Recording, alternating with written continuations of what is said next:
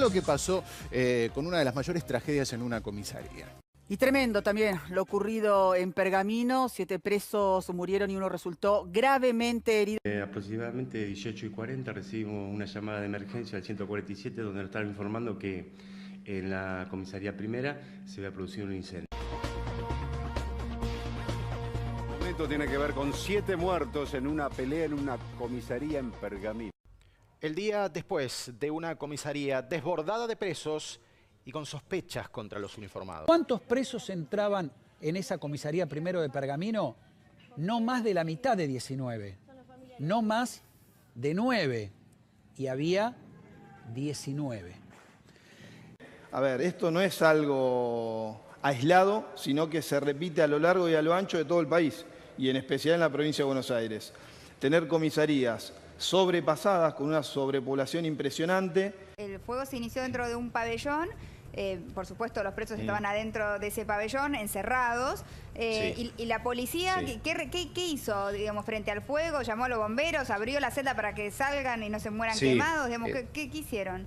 Algunos investigan si fue o no una masacre organizada por parte de la policía que estaba en esa comisaría. Acá hay una responsabilidad compartida entre el Poder Ejecutivo, que sigue teniendo una resolución que permite alojar a privados de libertad en comisarías, y respecto también al Poder Judicial, que no se hace cargo de las personas privadas de libertad que tiene a su cargo.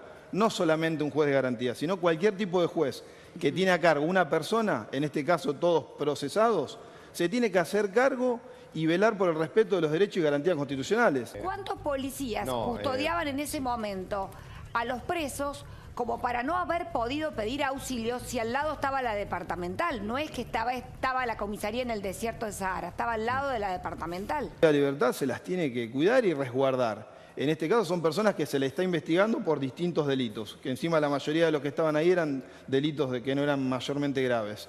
Los tiene que cuidar, los tiene que proteger y el Estado se tiene que hacer responsable. Habitualmente sucedían o quemas de colchones o motines o destratos que tendría la policía con los internos que estaban detenidos en ese lugar.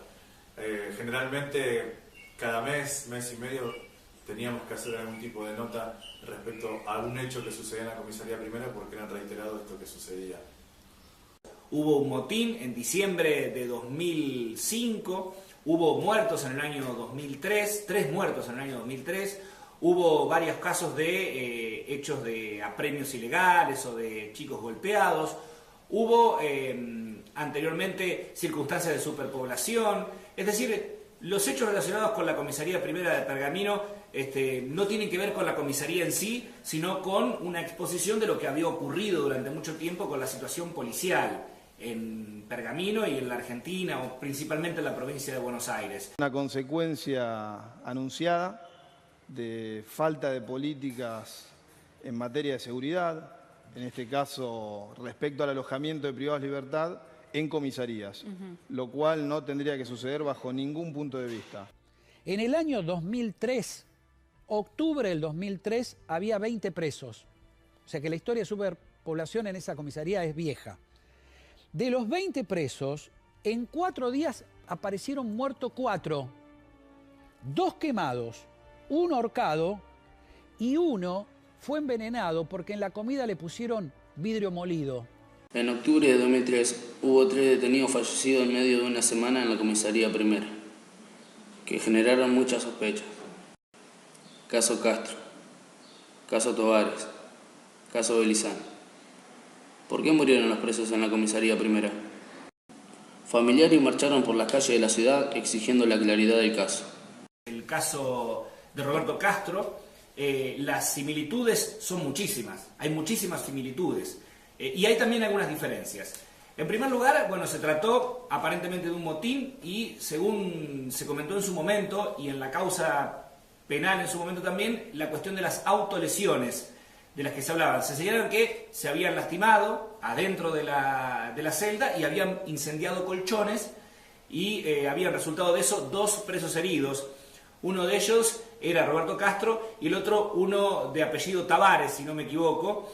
y también Juan Cruz Tavares, si no me equivoco, y había otro detenido más que había muerto unos días antes porque se había colgado en su propia celda. Él era Roberto Castro. Fue el primer detenido fallecido ocasionado por una quema de colchones en modo de protestas, según fuentes oficiales. A partir de esta muerte, hubo muchas sospechas que involucran diferentes hipótesis. A Roberto lo fueron a buscar a la casa tras un allanamiento en su domicilio buscando un televisor y un grabador. El allanamiento salió negativo. Días posteriores volvieron a su domicilio y le informaron que había asaltado una captura del año 84 y se lo llevaron inmediatamente a la DDI y le dijeron a su familia que iba a ser investigado durante 15 días y nunca más volvió. ¿Sabe qué costan las causas? Que hacían pi y de cuerpo en botella, porque no lo sacaban ni siquiera para ir al baño. A todos. Eso es torturarlo. ¿Entendés? Porque una persona, por más que esté detenida, tiene derecho de ir al baño, tiene derecho a comer, tiene derechos y sigue siendo una persona.